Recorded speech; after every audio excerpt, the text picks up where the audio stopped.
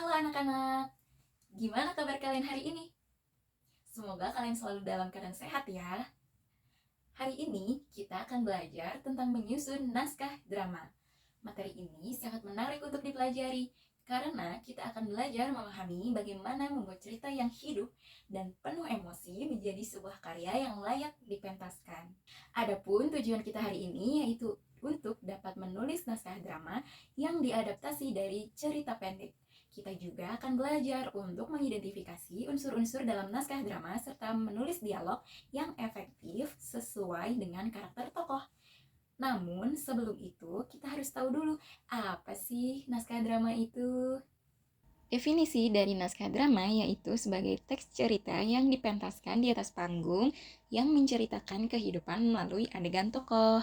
Nah, dalam naskah drama terdapat beberapa unsur penting yang perlu kalian pahami. Pertama, tema, yaitu gagasan utama yang menjalin struktur isi drama. Lalu yang kedua, tokoh. Tokoh dapat dibagi menjadi dua, yaitu tokoh utama dan tokoh pembantu atau tokoh pendukung. Tokoh utama adalah tokoh yang menjadi sentral cerita dalam pementasan drama, sedangkan tokoh pendukung ialah tokoh yang dilibatkan atau dimunculkan untuk membantu jalan cerita. Lalu yang ketiga yaitu latar.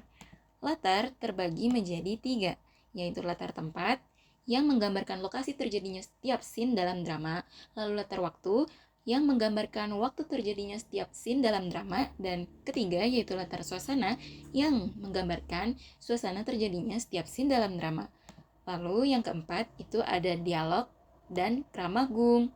Dialog adalah bentuk percakapan antara dua tokoh atau lebih dalam naskah drama. Sedangkan kramagung adalah petunjuk perilaku, tindakan, atau perbuatan yang harus dilakukan oleh para tokoh. Kemudian, babak.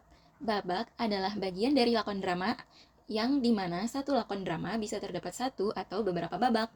Babak bisa disebut juga sebagai adegan. Lalu yang berikutnya adalah konflik dan aksi sebagai inti cerita. Konflik digambarkan sebagai ketegangan atau pertentangan di dalam drama yang ditandai dengan adanya masalah. Lalu yang terakhir yaitu amanat. Amanat ialah ajaran atau pesan moral yang bersifat mendidik yang terdapat dalam sebuah naskah drama. Nah, Ibu ingin bertanya, pernahkah kalian menonton film atau pertunjukan drama yang diadaptasi dari sebuah cerita pendek atau novel? Apa yang membuat kalian tertarik dengan cerita tersebut? Apa saja langkah-langkah yang harus dilakukan untuk menyadur ide cerita cerpen atau novel itu menjadi sebuah pertunjukan drama? Baik, sebelum kita sama-sama mulai menyusun naskah drama, Ibu akan memperkenalkan satu contoh kutipan cerpen karya Miranda Septiana yang berjudul Semangkuk Perpisahan di Meja Makan. Adapun dua paragraf awal yang berbunyi, Ibu saya bilang, perempuan harus bisa memasak, setidaknya satu menu sepanjang hidupnya. Saya merasa tidak setuju, terlebih ketika hidup sudah nyaris-nyaris mirip di surga urusan lapar dan makan. Betul, semasa kecil saya sering didongeng ibu.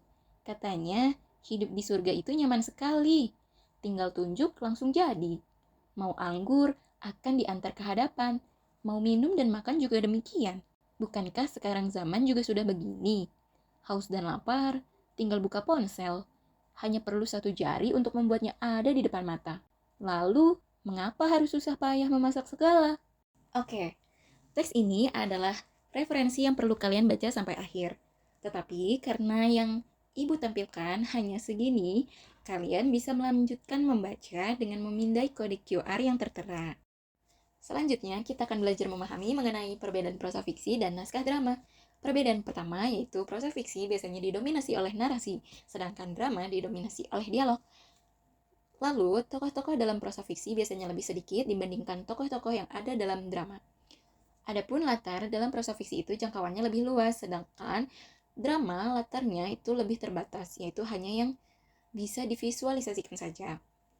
Adapun adegan dalam prosa fiksi tidak dirancang, sedangkan drama lebih menuntut dipilah menjadi babak, yaitu yang paling besar dalam naskah akan dibagi menjadi beberapa adegan. Lalu perbedaan berikutnya yaitu prosa fiksi tidak memerlukan gerak, sedangkan drama sangat membutuhkan gerak.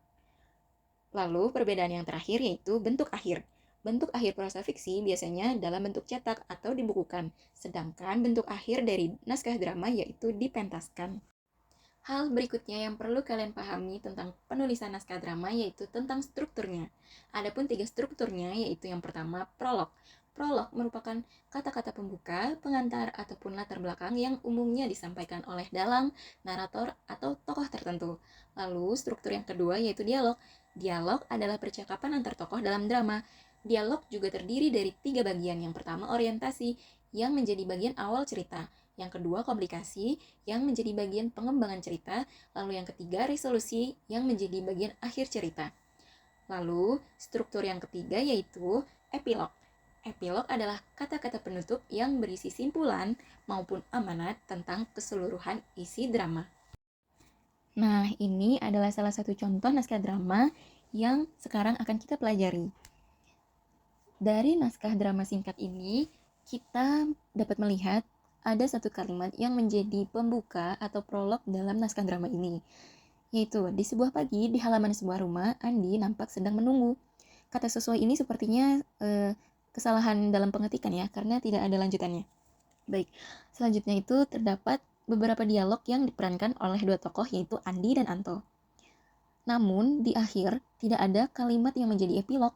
Meskipun tidak terlihat kalimat yang menjadi epilog, kita dapat menyimpulkan akhir cerita atau penutup dari cerita dari bagaimana dialog akhir tersebut berbunyi.